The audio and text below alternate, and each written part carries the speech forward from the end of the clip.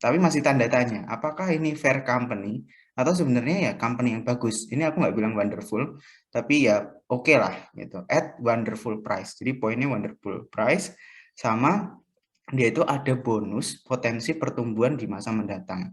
Gitu. Jadi aku melihat, oh mungkin nih ini sekarang dia itu fair company, tapi ada peluang dia nanti bakal better gitu. Nah, jadi kayak yang dibilang Jody tadi, harus klasifikasi saham Peter Lynch. Ini aku bisa klasifikasiin ke dua sih. Pertama itu stalwart. Jadi itu tuh menurutku meskipun orang-orang di market ini lihatnya sekarang dia slow grow. Jadi slow grow itu kan mungkin pertumbuhannya sama kayak GDP ya. Tapi aku melihat ada potensi dia itu jadi stalwart yang bisa double digit. Bisa 8, 10, 11 gitu. Sama satu lagi itu aset play, karena dia, aku lupa nanti aku cek 50% itu hampir cash. Nah gitu, ini emitennya itu TSPC. Nah, emitennya TSPC. Nah, jadi ini sorotan setahun ini belum aku ganti ya, default sorry. Jadi kurang lebih itu perusahaan ini udah lama, dari 53, dia udah mulai kegiatan perdagangan farmasi, cuman belum skala besar, baru di tahun 70 dia bikin farmasi skala besar, terus di 77 dia mulai produk konsumen dan kosmetik, tahun 94 dia IPO. Nah, terus dia itu usahanya itu ada 4 usaha intinya, farmasi, divisi produk konsumen dan kosmetik, distribusi, dan manufaktur. Tapi di laporan keuangan, divisi manufaktur ini enggak generate sales. Jadi cuman farmasi ini sama ini. Yang manufaktur itu enggak generate sales.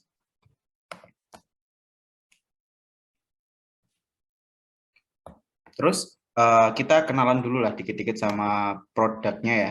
Jadi pertama kan divisi farmasi. Divisi farmasi itu dia itu ada OTC. OTC itu obat bebas ya. Obat bebas dia itu yang punya Bodrek, Oskadon, Neuremasil, Bodrexin gitu. Nah, terus yang VMS itu ada Hemaviton, ada Vitonal kalau teman-teman tahu, ada Polaris, ada Viduran Smart. Ini nutrisi, ini Viduran Smart yang vitamin buat anak-anak. Terus yang nutrisi itu ada susu bubuk, ya susu bubuk Vidoran Smart, ada susu UHT juga. Terus herbalnya itu ada Bodrex, ini obat-obatan herbal. Terus kalau yang obat resepnya ini itu komposisinya masih kecil, jadi mungkin masih 5-10%. Jadi ntar nggak akan aku bahas. Nah, terus di produk konsumen dan kosmetik itu tuh dia punya yang punya Marina, dia punya Claudia, Tamara, ini tuh produknya TSPC. Terus Baby Kids itu ada My Baby, ini salah satu kontributor terbesarnya. Terus Home Care ini dia punya SOS pembersih lantai, Total Care gitu. Terus ada lagi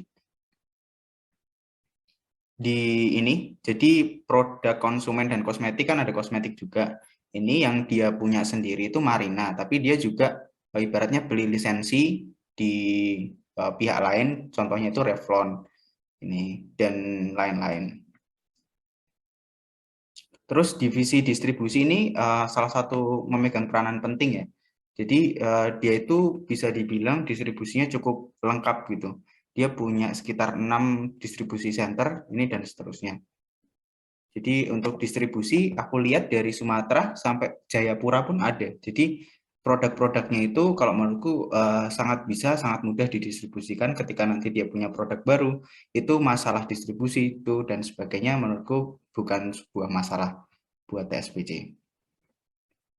Nah, terus divisi manufaktur itu tuh kalau aku lihat ya dari 2011 itu sebenarnya dia baru punya 8 pabrik. Itu ada baru itu di tahun 2019 atau 2018 sama 2021. Nah, menurutku yang pabrik yang dibangun di 2021 itu akan berpotensi jadi game changer-nya dia gitu. Ini yang ini tuh pabrik-pabrik farmasi, ini pabrik-pabriknya di konsumen, ini konsumen, ini beverage dan susu.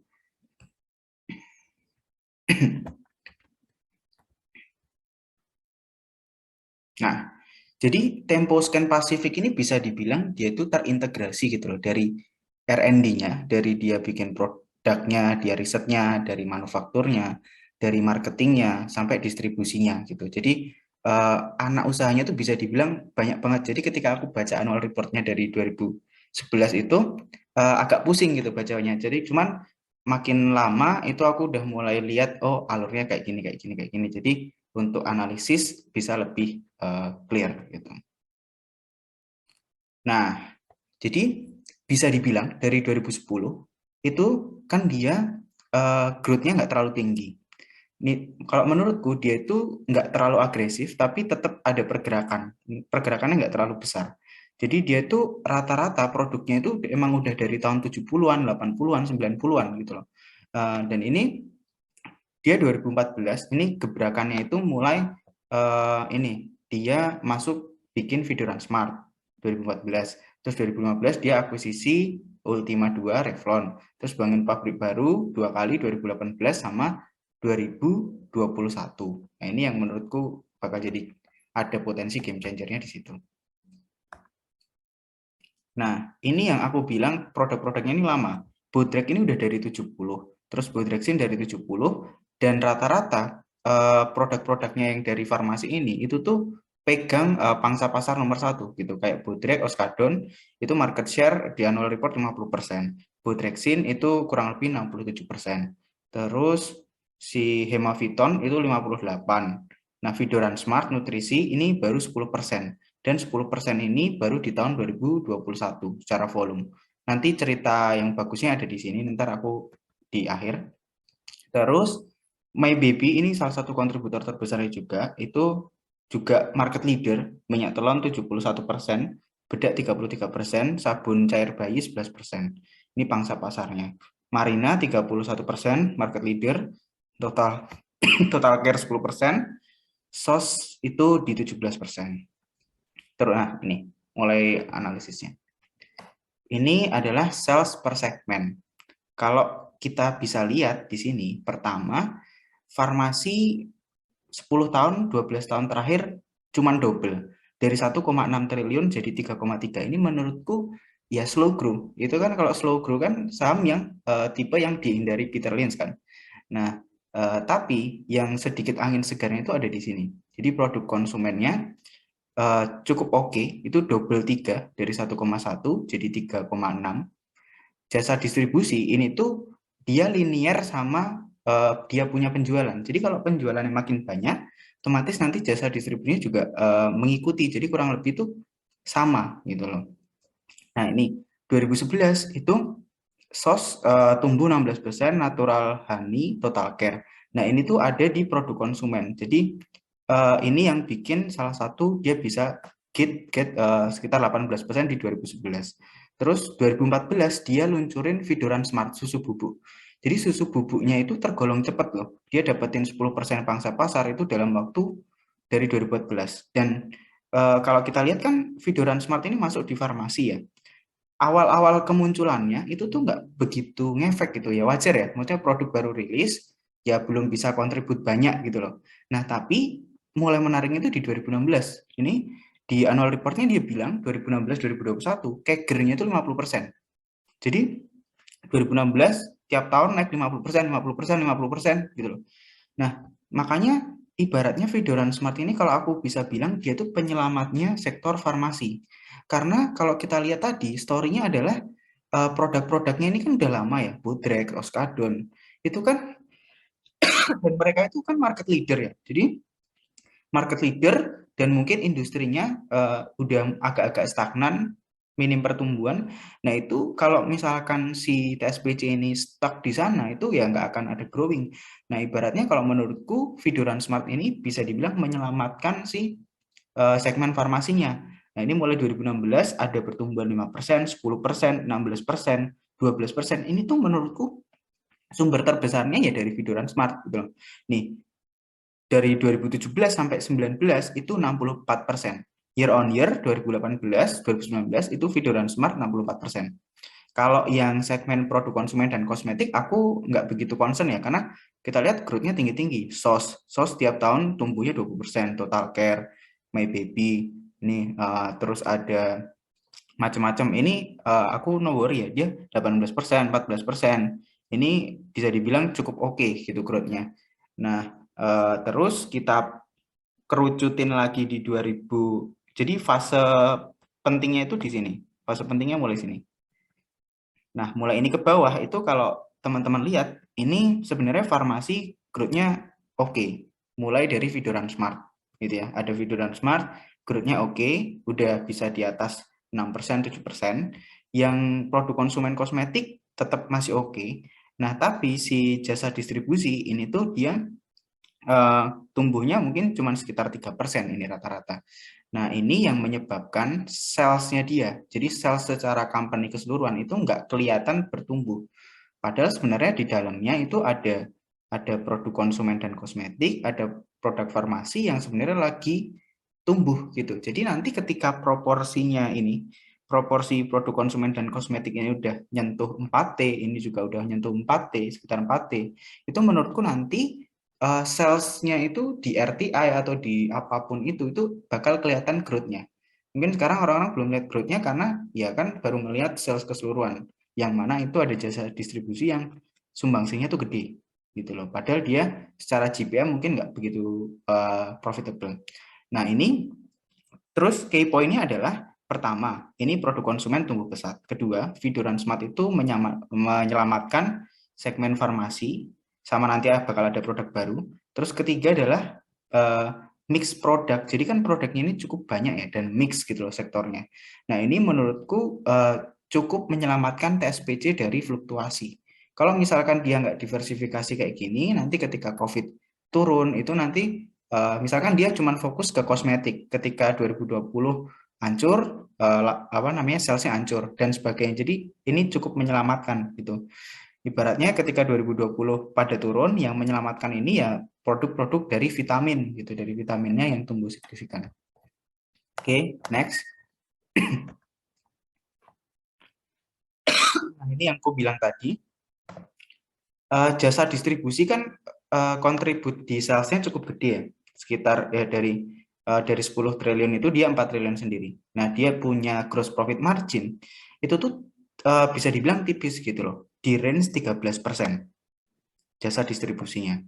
Nah, terus produk konsumen kosmetik ini menurutku nggak ada sesuatu yang bisa dibahas karena dia ya dari dulu sekitar 54%, 53% terus gitu ya. Nah, yang menarik itu farmasi. Farmasi itu turun dari 64, 63, 60-an, turun 58, 54, jadi sekarang cuma 46, 44. Kenapa? Kalau aku baca annual reportnya, pertama di sini itu tuh ada kenaikan bahan baku dan dolar. Meskipun sebenarnya dia impornya nggak banyak, kecil, cuman ya ditulis. Cuman menurutku paling banyak tuh kenaikan bahan baku dan dia nggak mau naikin harga dulu. Gitu. Terus di 2020 makin ke sini itu tuh penurunan GPM. Jadi GPM kan gross ya. Itu disebabkan karena porsi dari Vidoran Smart. Vidoran Smart kan masuk ke farmasi ya, si nutrisi. Nah, itu tuh dia udah kontribut gede nih di farmasi. Terus dia itu kan juga growth-nya tinggi banget gitu loh. Per tahun, 5 tahun terakhir tuh 50%. Jadi menurutku dia udah cukup signifikan di farmasi, itu yang menyebabkan GPM-nya itu jadi turun. Tapi sebenarnya GPM-nya turun ini belum tentu langsung bisa kita judge buruk. Ini salah satu langkah mereka buat ambil pangsa pasar. Dan itu berhasil kan, 50% setahun. Dan long story short, dia itu bisa dari yang awalnya nggak kelihatan di 10 besar susu bubuk, terus 2018 itu dia nomor 5, 2021 dia nomor 3. Dan itu terjadi ya karena apa? Karena harganya itu murah. Nanti aku liatin di akhir, harganya murah. Ya mungkin produknya nggak terlalu bagus, tapi harganya murah banget gitu.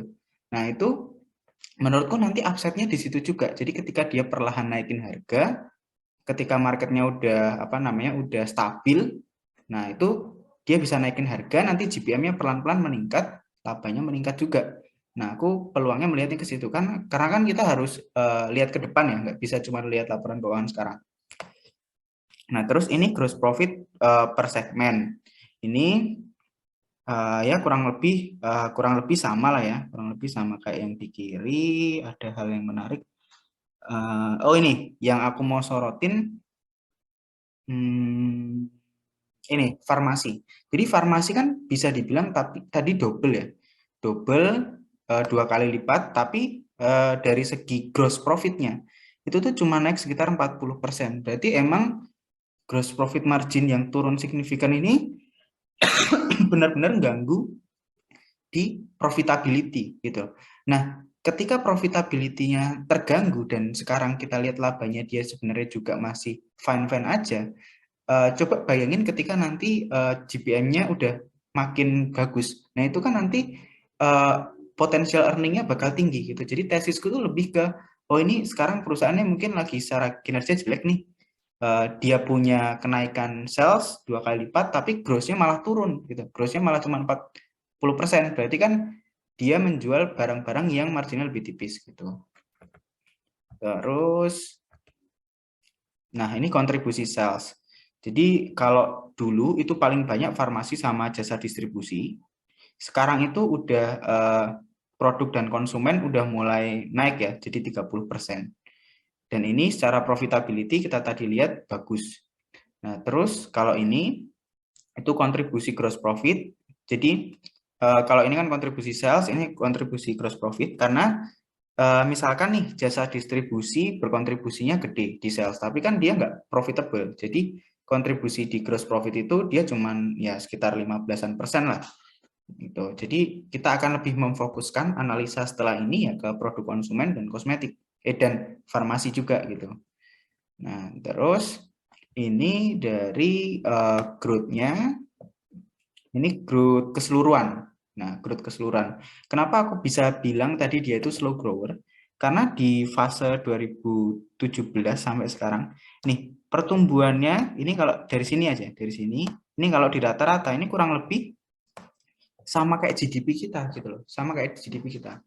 Nah, ini kenapa? Karena ya jasa distribusi lebih dominan. Tapi coba imagine kalau misalkan nanti farmasi dan kosmetik konsumen itu udah sama-sama di angka 4T. Nanti revenue-nya di sini dia itu bakal kelihatan gitu, dan market menurutku akan apresiasinya di situ. Gitu, termasuk gross profit margin-nya. Tapi yang menarik di sini itu kita lihat ya, ini kan mungkin growth-nya cuma 5% ya, rata-rata 5-6%. Ini juga sama 5-6%, 6% lah. Tapi earning-nya atau operating di atasnya earning ya, operating profit itu bisa naik cukup signifikan. Kenapa? Karena dia efisiensi biaya iklan. Nanti dijelasin juga. Nah, ini. Nih. Dia itu story-nya rata-rata dia punya operating profit margin sama laba bersih itu di range 8 sampai 10. Laba bersih di 8 9, operating di 10 sampai 11. Nah, di 2014 dia itu mulai menyadari ada gangguan dari pesaing gitu. Jadi pesaingnya mulai mengancam keberadaannya Maybaby dan sebagainya. Jadi dia keluarin duit buat iklan tuh banyak gitu loh waktu itu. Dan tapi kalau kita lihat untungnya di 2014 sampai 2017 kita ngelihat salesnya kan juga lumayan ya naiknya dari produk konsumen. Jadi pengeluaran iklan waktu itu menurutku cukup oke gitu, cukup apa ya, bukan keputusan yang buruk gitu. Justru malah kalau dulu dia nggak ngiklan, mungkin kita nggak akan melihat salesnya yang seperti sekarang. Dan itu mulai dipanen itu 2020 sama 2021. 2020-2021 itu daya beli lagi rendah. Daya beli lagi rendah, kenaikan bahan baku, itu terus dia juga mix produknya, Video dan Smart, itu bikin gross profit margin secara keseluruhan turun 3%. Tapi justru operating profitnya itu apa namanya naik hampir 3%. Ya ini karena dia bisa menghemat dari biaya iklannya. Jadi si TSPC ini tuh bisa dibilang biaya iklannya itu termasuk mahal. Maksudnya biaya iklannya besar sekali. Nih teman-teman bisa lihat, TSPC itu hampir biaya iklannya itu 20% dari sales. Lebih tinggi dari Mayora, Sido, ICBP, STTP ya. Ini tinggi sekali gitu. Dan kalau teman-teman lihat di awal tadi kan dia terintegrasi ya. Dia juga punya eh, dia punya anak usaha yang marketing. Nah, awalnya aku curiga, oh ini jangan-jangan biaya marketingnya semahal ini buat anak usahanya gitu. Tapi setelah aku lihat-lihat, aku belum menemukan bukti konkret kalau itu larinya ke anak usaha. Aku nggak tahu ya, mungkin teman-teman bisa ngasih masukan caranya buat tahu, oh ini larinya ke anak usaha, tahunya dari mana. Kan kalau aku lihat di utang usahanya dia, itu tuh ya kebanyakan bukan afiliasi gitu loh. Kayak utang usahanya juga berasal dari perusahaan pihak ketiga. Jadi dari sini aku bisa simpulkan ya emang mereka fokus concern ke ekuitas merek, jadi fokus ke branding gitu. Karena produk-produknya mereka kalau nggak diiklanin terus-menerus, itu tuh bakal cepat dilupakan. Beda sama ICBP, mungkin beda sama Sido, yang kalau iklannya nggak gencar pun orang-orang juga masih tetap ingat. Si TSPC ini economic mood-nya jujur aja bisa dibilang minim gitu ya. Economic mood produknya itu minim gitu loh. Tapi ya itu yang menyebabkan dia harus iklan banyak. Tapi di sisi lain, iklan yang banyak itu menurutku juga ada dua positifnya sebagai investor. Pertama, itu ketika nanti dia mulai menghemat biaya iklan, itu bakal ada kenaikan earning yang signifikan. Itu kelihatan di 2020-2021. Dia itu cuma nurunin iklan sekitar 4% ya, 4%, 3%, tapi ngefeknya di laba bersih itu bisa loncat. Gitu. Laba bersihnya kan lompat 13%, 35%. Ini operating profit. Net profitnya itu lebih lompat. Gitu. Nah, itu salah satu keuntungannya kalau dia itu nggak terlalu bagus, iklannya udah kemahalan, ketika dia udah mulai efisiensi, nanti labanya itu akan lompat. Gitu. Dan keuntungan lainnya adalah ini di kondisi krisis juga nih, di kondisi yang kurang mengenakan, gross profit turun, dia bisa menghemat itu dan bikin operating profitnya balik lagi ke 10%. Nah, concernku adalah apakah dia nanti di 2022, 2023 akan melanjutkan tren biaya iklannya di 20-21%. Aku harapannya ya dia cukup di 20-22% lah maksimal. Jadi kalau bisa jangan balik lagi lah ke level 24%, 25%, karena nanti bakalan amsyong gitu ya. Bakalan amsyong, bakalan net income-nya mungkin bakalan turun gitu. Kalau dari segi beban umum administrasi kita lihat nggak ada satu hal yang aneh-aneh ya. Mungkin gaji pegawainya ya rata-rata di situ-situ aja gitu. Maksudnya in percentage. Dan di COVID dia juga ada efisiensi kan nurunin dikit. Jadi menurutku keuntungannya itu di situ. Jadi kalau teman-teman nanti ada masukan, oh ini tuh larinya ke anak usaha biaya iklannya, itu bisa kasih masukan lah nanti di grup. Nah, cuman kalau dari aku lihat si di utang usahanya ini nggak ada ke sana gitu. Ini aku nggak ada net income. Oke. Nah ini, jadi karena tadi ini aku belum sampaikan. Karena dia tadi menghemat biaya iklan ya dari sebelumnya 25, 24 jadi 20, 21. Ini laba bersihnya ini loncat gitu loh. Jadi yang sebelumnya ini bisa dibilang cukup stagnan ya 69, 630, 700, 797. Dia mulai menghemat, mulai ada growth nih di sini. 797, 100, 1076, 1 triliun terus 1,1 gitu. Nah, ini apakah susu bubuk ini bakal jadi tulang punggung pertumbuhan ke depan? Nah, ini yang akan kita coba analisis. Nah, kenapa aku bisa bilang pabrik ke-10-nya ini cukup spesial? Karena ini tuh dia pabrik ke-10-nya fokus ke segmen nutrisi atau segmen farmasi yang ibaratnya tadi lagi sakit. Jadi dari segi gross profit dia sakit, dari segi sales ya bagus, tapi bagusnya ini baru karena kedorong Fidoran Smart. Menurutku dia butuh extra boost gitu ya, extra boost selain dari Fidoran Smart. Nah, pertama logikanya ya, kalau kapasitas produksinya lebih besar, harusnya dia punya gross profit margin, punya biaya bahan baku, harusnya HPP-nya bakal jadi lebih murah. Itu pertama. Kedua, pabrik barunya ini ternyata kalau aku baca-baca itu buat fokus ngembangin produk baru namanya Biostime. Jadi Biostime ini sama kayak sama susu bubuk tapi lebih ke high end. Jadi ini menurutku ada potensi memperbaiki marginnya. Ini tuh baru banget, ini baru mulai di September. September Agustus ini dia baru launching, namanya Biostime, susu bubuk lebih premium. Tapi harganya masih cenderung murah dibanding yang lain. Nanti aku liatin. Nah, ini. Jadi 2010 ini data dari Nielsen. Itu top brand powder milk ya. Itu tuh ada di Denko, Bendera, SGM, Babelak, ini Babelak mungkin ya, Nutrilon dan seterusnya. Nah, di 2020 ini datanya ini ibaratnya susah banget nyarinya. Coba teman-teman cari pangsa pasar susu bubuk 2020, 2019 itu susah banget nyarinya. Sampai aku akhirnya ketemu data ini ya. Data ini itu BB Club. Jadi BB Club ini kan grupnya, mungkin grupnya BB Lak ya. Ini udah jadi nomor 1 penjualan online. Nah, kalau menurutku penjualan online sama offline mungkin nggak akan jauh beda gitu loh. Maksudnya ketika di online itu yang paling banyak dibeli BB Club, ya kemungkinan di pasar tradisional dan general trade itu kurang lebih juga sama gitu loh menurutku. Jadi kita bisa lihat BB Lak ini tumbuhnya signifikan gitu. Ini dia pertumbuhan volumenya aja 50% itu sampai akhirnya dia bisa nyelip nomor 1. SGM turun, lalu ada yang masuk baru, ini Envogro ya, dari nomor 10. Nah, brand lainnya sekitar 28%. TSPC berdasarkan annual report itu 10%. 10%, tapi harganya itu jauh lebih murah dibanding yang lain. Jadi kalau dari segi volume mungkin 10%, tapi dari segi harga, dari segi duitnya itu mungkin nggak sebanyak yang lain. Nah, ini.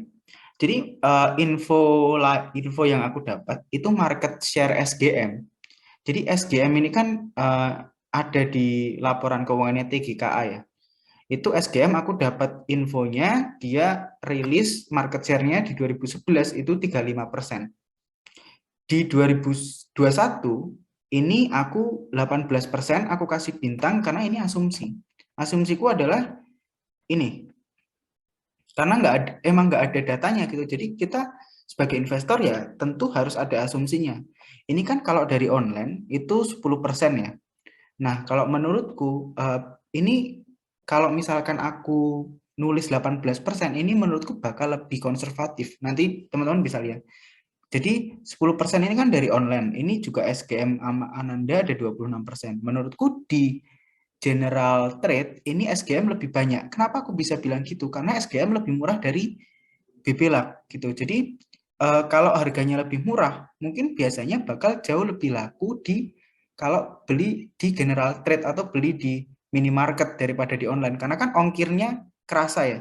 Jadi kalau harganya 120.000, ongkir 20, 10 mungkin nggak masalah. Tapi kalau harganya 70, ongkir 10 itu kan jadi masalah. Jadi menurutku SGM ini banyak yang di nggak online. Nah, itu aku juga asumsinya adalah 2011 dia punya market share 35% loh. Masa turunnya jauh banget jadi 10%. Jadi aku cukup konservatif, taruhlah di 18%. Nah, terus ini buat apa?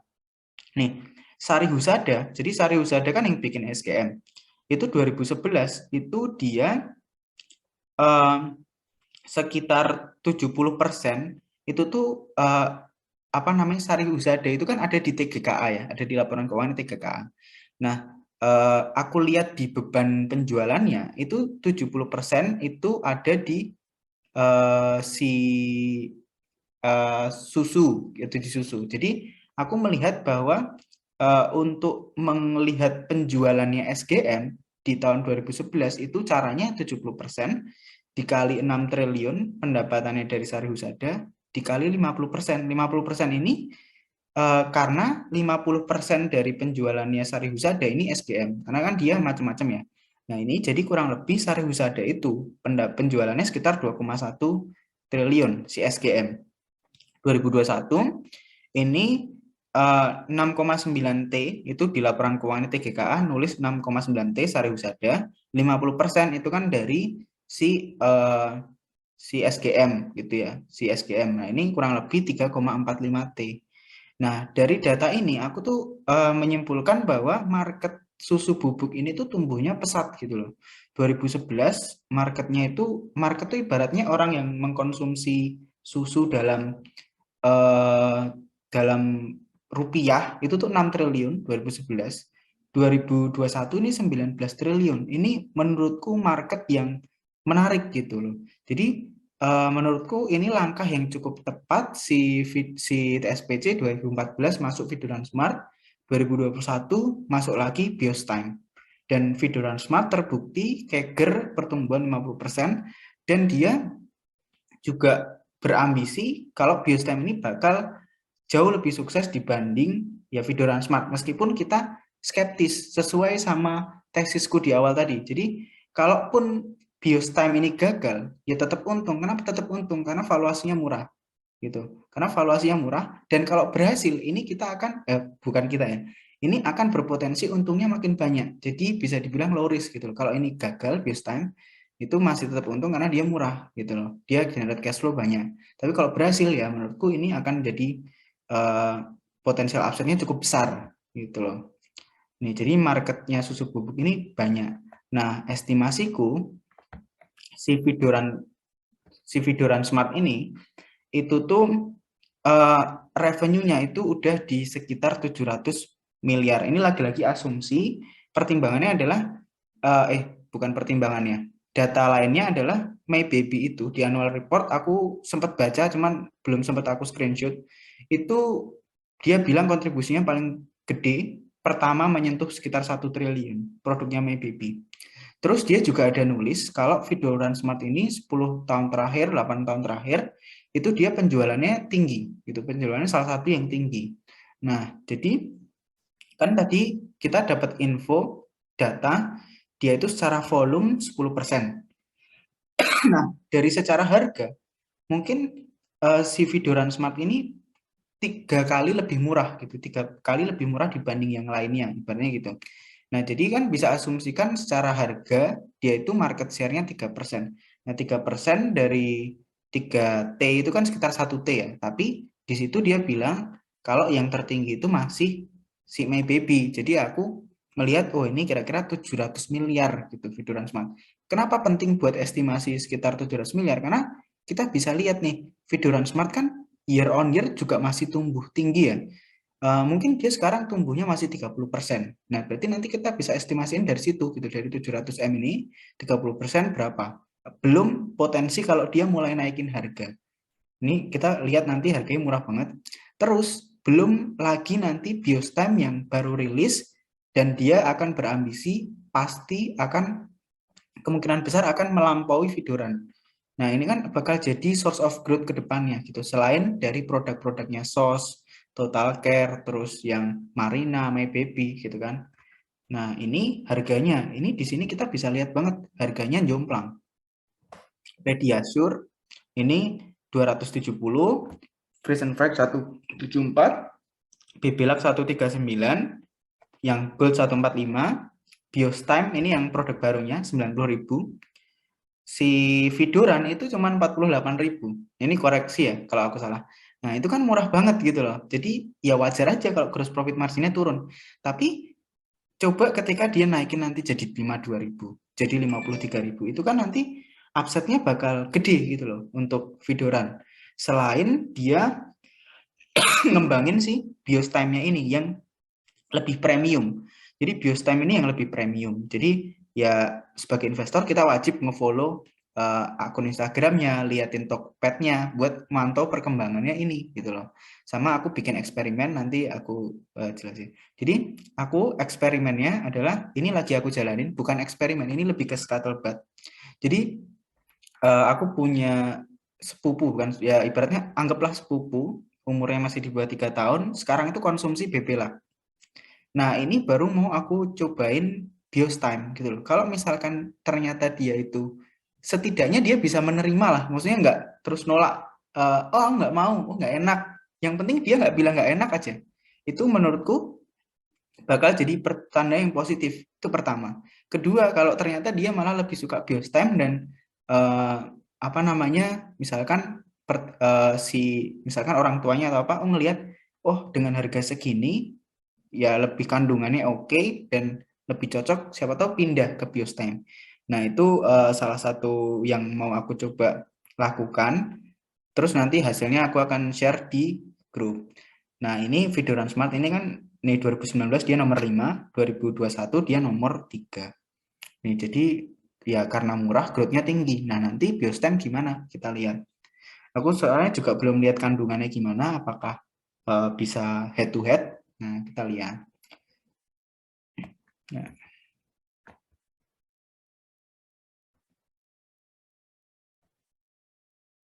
oke, terus yang tadi aku bilang, kenapa aku bisa bilang kalaupun Biostem ya kita nggak bilang gagal deh, biasa aja, nggak spektakuler, tetap bisa untung karena TSPC ini cash flow mesin gitu loh. Dia laba bersihnya itu 360, 800 miliar sampai 800 miliar. Dia punya operating cash flow di atas, kan ibaratnya kalau perusahaan yang cash flow-nya nggak ada masalah, kemungkinan besar itu pasti di atasnya laba bersih. Nah ini nggak ada yang aneh-aneh, itu cash flow-nya makin lama makin tinggi gitu. Terus dia punya capex ini juga masih proporsional, maksudnya nggak capexnya nggak kecil banget, tapi setidaknya masih ada free cash flow gitu. Nah, jadi free cash flow kan dari operating cash flow, duit yang masuk dikurangi capital expenditure atau belanja modalnya dia ngembangin pabriknya. Nah, itu kan sisa free cash flow ya. Ini menurutku free cash flow-nya ini masih cukup banyak gitu loh. Meskipun secara return on equity turun gitu dari dulunya itu 18%, 16%, sekarang tinggal cuman 12% gitu, malah sempat 9%.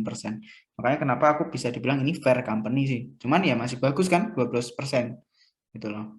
Padahal ada segmen jasa distribusi gitu. Terus ya karena dia punya free cash flow, otomatis dia bisa bagi dividen. Aku lihat dari tahun berapa ya? 2008 dia nggak pernah absen. Dia jarang absen. Dan payout ratio-nya itu rata-rata dia di 50%. Ini menurutku cukup bagus. Jadi aku tuh suka company yang 30 sampai 50%. Kan kalau mau idealis mungkin pengennya nol gitu ya. Pengennya nol. Kenapa? Biar semuanya itu bisa buat ekspansi. Tapi faktanya di lapangan gimana? Market itu nggak suka sama yang nggak bagi dividen, ya kan? Market biasanya kalau saham-saham nggak bagi dividen, dihargainya murah gitu karena ya dividen itu salah satu cara buat melihat ini uangnya beneran ada apa enggak. Market tuh melihatnya kayak gitu. Jadi yang ini cukup sweet di bursa kita, dia bagi 50%, ini earning bukan earning yield, dividen yieldnya sekitar 5% di harga sekarang. Itu belum mempertimbangkan growth-nya. Gitu. Ini PS-nya juga meningkat karena dia efisiensi tadi. Dari 120 loncat ke 175, 183. Tuh, loncatnya hampir 50%. Nah, harapannya aku nanti salesnya terjaga, terus biaya iklannya juga naiknya nggak tinggi-tinggi banget, nggak balik lagi ke dulu. Jadi biaya iklannya tetap apa ya, tetap inilah di maintain di 2122, itu menurutku bakal bagus. Terus debt to equity dia sebenarnya bisa dibilang nggak ada utang berbunga ya, karena pendapatan keuangannya, jadi kan dia punya cash banyak, itu isinya di deposito salah satunya, itu jauh lebih besar dibanding beban keuangannya, dan beban keuangannya pun juga relatif kecil gitu ya, beban keuangannya relatif kecil, jadi sebenarnya aku nggak ada worry, malah ini bisa dibilang perusahaan yang nggak punya utang gitu. Nah, terus ini juga cash rich. Dia itu market cap-nya itu 6 triliun. Malah sekarang karena harganya turun, market cap-nya turun mungkin kali ya. Sekarang berapa nih? Sekarang market cap-nya itu di range 6,04. Dia punya kas dan setara kas itu ada di 2,7 triliun. Hampir setengahnya itu isinya cash, terus piutang persediaannya segitu, utang banknya 800. Jadi kalau misalkan kasnya dikurangi utang bank, berarti dia ngelunasin semua itu kan sekitar 2 triliun. Jadi kita kalau mau akuisisi itu ya cukup sekitar 4,1 triliun. Dengan laba sekarang 800 miliar, itu kan kurang lebih enterprise value. Jadi dari market cap, terus dikurangi cash, ditambah utang berbunganya, itu kan ketemunya 4 triliun ya.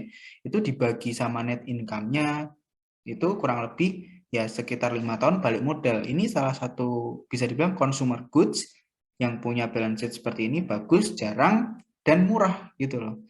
Murah, makanya tesis awalku sebenarnya cukup dia mempertahankan laba bersih gitu di 700 800 ini menurutku masih bagus. Nah, makin bagus lagi kalau dia bisa growth nantinya. Kita nggak akan bisa lihat di Q4 si Biostime, kita mungkin baru bisa lihat setahun 2 tahun lagi. Setahun pun aku kurang yakin ya, karena Videoran Smart pun baru diterima pasar kan 3 tahun ya. Nah, jadi kalaupun nanti ya cuman ini masih lama ya. Nah, cuman ya ini karena murah banget, menurutku ini downside-nya terbatas.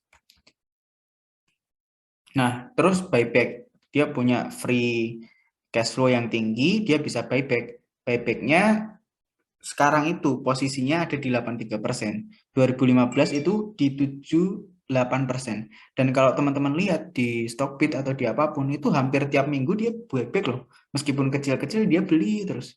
Dia beli terus. Berarti kan dia yakin gitu ya. Nah, itu. Dan sebenarnya dia kalau mau go public pun dengan cash, go private pun dengan cash yang sebanyak itu sebenarnya dia bisa. Cuman kan nanti pajaknya jadi lebih mahal kan. Jadi ya menurutku ya lebih untung go private tapi barangnya dia pegang banyak gitu. Tetap untung go public tapi barangnya dia pegang banyak gitu loh. Dan kalau aku lihat juga sejak IPO ini nggak ada aksi korporasi yang aneh-aneh gitu loh dari TSPC.